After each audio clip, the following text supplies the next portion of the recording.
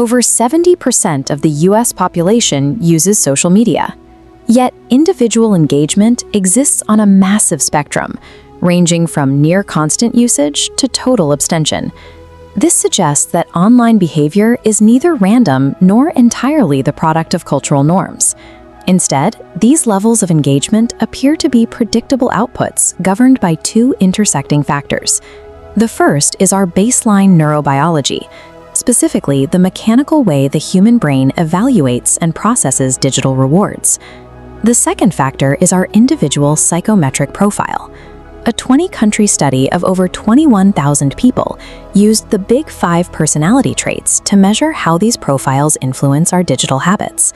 By mapping brain chemistry against these personality traits, we can see why certain individuals are more susceptible to algorithmic platforms than others.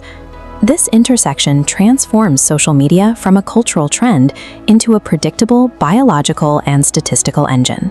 To see how this engine works, we begin with the poster, an individual who uploads content to initiate an external feedback loop. In an operant conditioning framework, the quantified feedback of likes and comments functions as positive reinforcement. This diagram shows the internal mechanics of that reinforcement. Positive digital feedback triggers dopamine synthesis here, in the ventral tegmental area. That chemical signal then travels along the mesolimbic pathway. The pathway terminates in the nucleus accumbens. Activation of the nucleus accumbens sits at the center of the brain's reward system. This creates the internal drive to repeat the specific behavior that triggered the release. When this specific neural pathway is repeatedly overstimulated, the behavior becomes habitual, often evolving into an addictive loop. Social media platforms are engineered dopamine delivery systems designed to exploit this exact neurobiological circuitry. But the presence of these circuits doesn't explain why some users are more affected than others. We have to ask if this conditioning loop impacts everyone equally across different cultures. A 2017 study by Gil de Zuniga and colleagues examined this by surveying over 21,000 individuals across 20 different countries. They used the Big Five personality traits to standardize the measurement of psychological differences within this global sample. This table presents the study's regression data. Past the grayed-out demographic variables, we isolate how personality predicts social media use.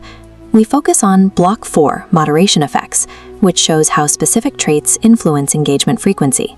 The study uses standardized coefficients to measure the predictive weight of each trait. This allows us to see which personalities are statistically linked to higher or lower usage. The data suggests that psychological traits act as filters that either amplify or dampen the impact of the brain's reward circuitry. Extroversion shows a positive coefficient of 0.076. Extroversion is a consistent positive predictor for general social media use, news consumption, and online interaction. Agreeableness is an even stronger positive predictor, with a coefficient of 0.116. These personality profiles often seek external validation to fulfill needs for belonging and social connection. However, the data for emotional stability reveals a different trend, showing a negative coefficient of 0.097. Emotional stability, the inverse of neuroticism, is defined by high emotional control and low levels of systemic anxiety. Across all 20 countries, high emotional stability is a consistent negative predictor of social media use. People with this trait spend less time on these platforms and use them less for information or socialization. These individuals appear to possess a psychometric defense against the platform's feedback loop, as they do not rely on digital metrics for emotional validation. When we combine neurobiological mechanics with this psychometric data, three distinct behavioral phenotypes emerge. The poster phenotype represents extroverted individuals who actively engage the nucleus accumbens through content creation.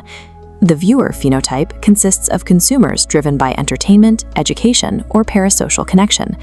Viewers provide the validation currency that the posters seek, while often becoming susceptible to their own scrolling habits. The third phenotype is the abstainer, defined by intentional, silent non-participation. The intentional silence of an abstainer aligns with their specific psychometric profile, rather than a lack of technological literacy or social anxiety. High emotional stability correlates with a reduced frequency of use across the board, suggesting these individuals possess a higher capacity for internal mood regulation. Abstaining from social media is a biologically grounded psychological choice. It is a form of active self-regulation.